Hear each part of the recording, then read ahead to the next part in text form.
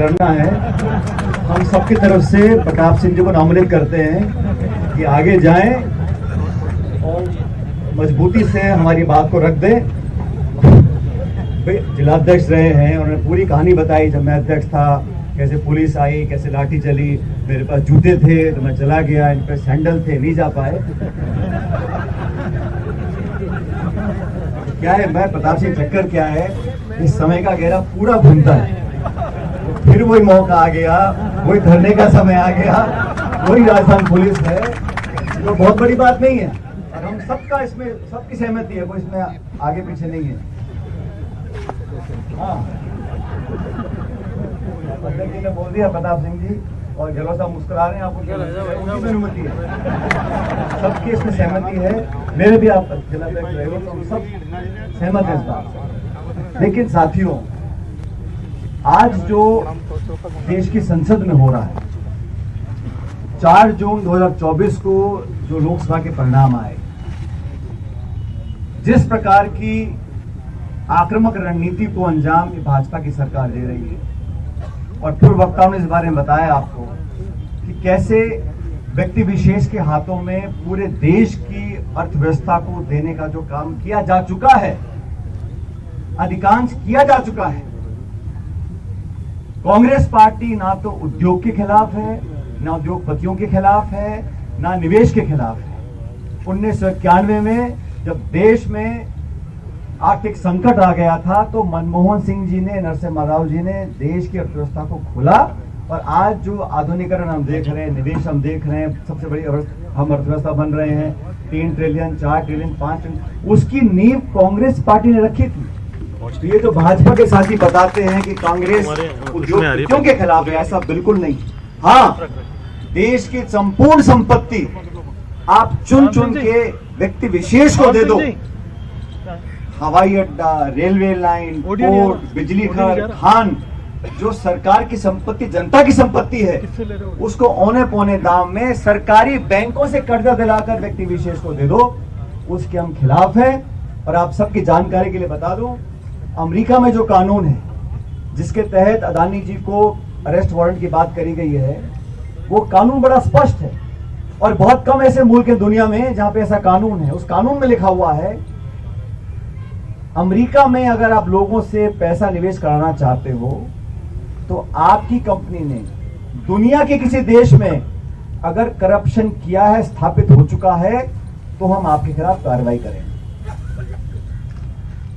America को मजा नहीं आ रहा है इस प्रकार के वारंट जारी करने में।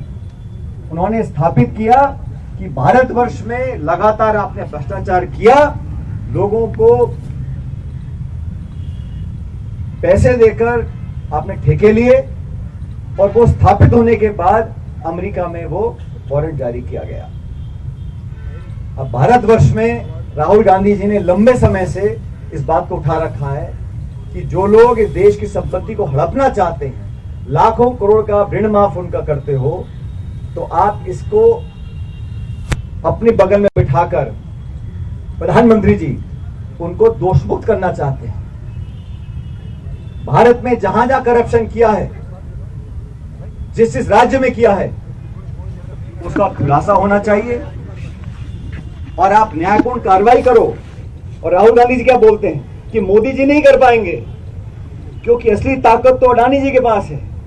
मोदी से राजनीतिक कार्यकर्ता हैं, लेकिन पूरा जो षड्यंत्र रचा जा रहा है वो गौतम अडानी जी करते हैं। और आज हमारी पार्टी का जो धरना है वो इसके खिलाफ है कि जहां जहां गौतम अडानी जी के मार्फत भ्रष्टाचार किया गया है, लाखों करोड़ का घोटाला किया गया है, देश में सत्ता का एकीकरण और उद्योग का एकीकरण, उसके खिलाफ कांग्रेस पार्टी है, और उसके खिलाफ हम आज आवाज उठा रहे हैं।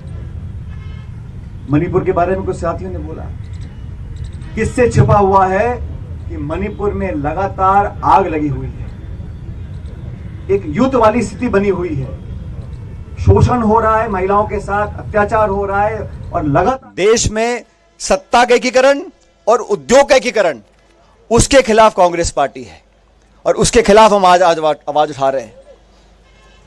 मणिपुर के बारे में कुछ साथियों ने बोला, किससे छिपा हुआ है कि मणिपुर में लगातार आग लगी हुई है, एक युद्ध वाली स्थिति बनी हुई है। शोषण हो रहा है, महिलाओं के साथ अत्याचार हो रहा है और लगातार वहां पर गोलियां चल रही हैं। लेकिन दुर्भाग्यवश मणिपुर राज्य में सिर्फ 2 लोकसभा की सीटें हैं। इसीलिए भाजपा के केंद्र की सरकार वहां झांक कर देखना भी नहीं चाहती है। यह नैतिकता बनती है प्रधानमंत्री जी की कि वहां पर जाएं, उनके जो जख्म हैं उन पर मरहम लगाएं, शांति की बात करें, शांति की अपील करें। और वहां पर जैसा जूली जी कह रहे थे, वहां पर भी डबल इंजन सरकार है, तो वहां का जिम्मेदार कौन है? वो चाहते हैं आंख सुलगती रहे और आप वहां जाके देखें नहीं। तो हम सब लोग भारत के समान नागरिक हैं, हम किसी राज्य में रहें, हमारे बराबर के अधिकार हैं।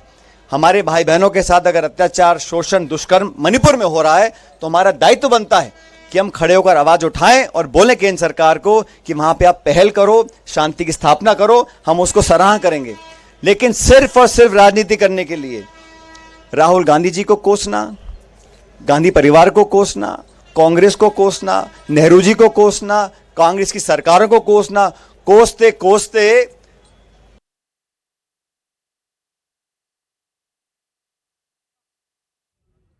और अगर गृह मंत्री जी के वक्तव्य से पूरी भाजपा सहमत है तो हमें कोई चिंता नहीं है। लेकिन भारतीय जनता पार्टी में अगर एक भी ऐसा नेता है जिसे लगता है कि अम्बेडकर जी ने भारत के संविधान को लिखा था, उनकी बेइज्जती, उनकी अवमानना नहीं होनी चाहिए थी, तो पूरी भाजपा को माफी मांगनी चाहिए इस प्रकार अम्बेडकर साहब की जो बेइज्जती उन्होंने करी। दोस्तों, ये जो सरकार बनी है 2-2 बैसाखियों पे चल रही है और आप लोग जानते हो इस केंद्र के बजट में दोनों राज्यों को, तमिलनाडु को और बिहार को लाखों करोड़ रुपए दिए हैं। हमारा कोई झगड़ा वहां के नागरिकों के साथ नहीं है, बिहार के लोगों के साथ या तमिलनाडु या आंध्र प्रदेश के लोगों के साथ। आंध्र और बिहार को आपने सिर्फ इसलिए लाखों करोड़ रुपए दिए क्योंकि उनके सांसदों की आपको जरूरत है। राजस्थान में यहां लगातार बीजेपी जीतती रही, इस बार पटकनी खा गए और 11 सीटें बीजेपी हारी है। उसी की खुन्नस निकालने के लिए इन्होंने राजस्थान को कुछ नहीं दिया। कल प्रधानमंत्री यहां पर आए, बड़ी बड़ी बातें बोली, लेकिन राष्ट्रीय परियोजना इसको घोषित नहीं किया। और ये बात सच है, इस परियोजना के प्रति जो कुछ भी काम किया है, घोषणा किसी ने करी हो, लेकिन काम कांग्रेस की सरकार ने किया है। ये बात इतिहास में लिखी हुई है, इसको कोई बदल नहीं सकता। मैं तो आप सब लोगों से आग्रह करूंगा, भाजपा की सरकार को 1 साल हो गया है राजस्थान में और 1 सालों में लगातार सत्ता में खिंचाव रहा, इतने सारे सत्ता के केंद्र बन गए, किसी को मालूम नहीं सरकार कौन चला रहा है, दिल्ली से चल रही है, जयपुर से चल रही है।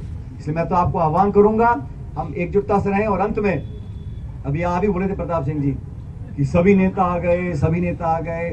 अरे छोड़ो, ये भाजपा के लोग प्रचार करते हैं अखबार से और मोबाइल पे, पूरी कांग्रेस पार्टी एकजुट है, एकजुट रहेगी और 4 साल के बाद सरकार कांग्रेस की बनेगी। ये फालतू की बात है।